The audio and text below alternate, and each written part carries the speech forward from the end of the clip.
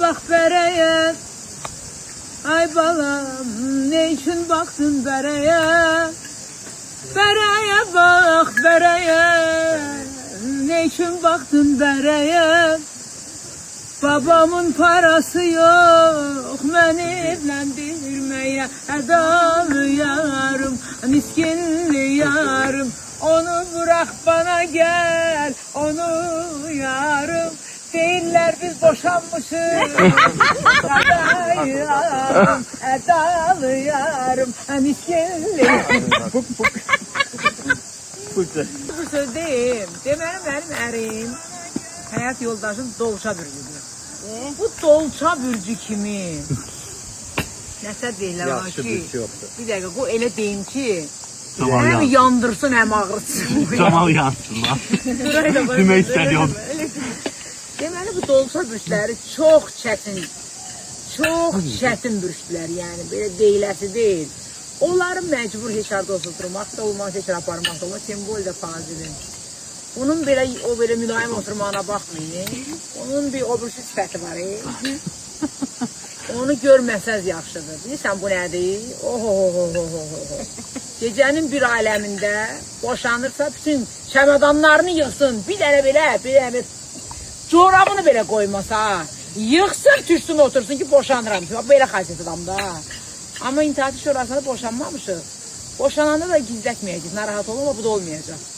Bizim artıq nə? Arzular ürəklərində qalır. Buradayım bak. Ay sağ ol. Mənim bugün sabah oğlum evlənəcək. Boşanmaq üçün ailə qurmaq olmaz. Ailəni qurdunsa davam eləmək lazım. Bizim boşanan vaxtımızı 3-4 ildən sonra 50 yaşım olsun. Nə boşanmaq? Zamanla hər şeyi görəcəksiniz. Boşanmağı, boşanmamağı.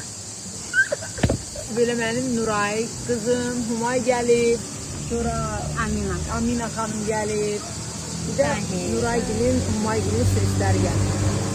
Bugünlerim inşallah aziz Lənkəranlılar gözləyir sizi. Gözləyir. Bugün orada.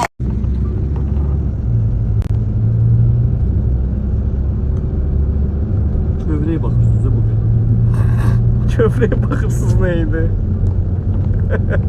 Ama çok güzel bir gözlerini dartmamısan abi. Rəxsər xanımın gözünü heç çox dartmıram. Mübariz elə dartırdı ki. Sabahınız xeyir olsun, necəsiniz? Hər zaman yaxşı olasınız. Mən hal-hazırda Lənkərandayam və Xəzər otelindəyik. Çox gözəldir. O qədər gözəl qulluq, o qədər gözəl mehribanlıq, qayğı, diqqət. Maşallah olsun ki, Azərbaycanımda, Lənkəranda bax belə gözəl yerlər var. Çox sevinirəm. Bugün axşam isə hər birinizi konsertimizdə gözləyirik.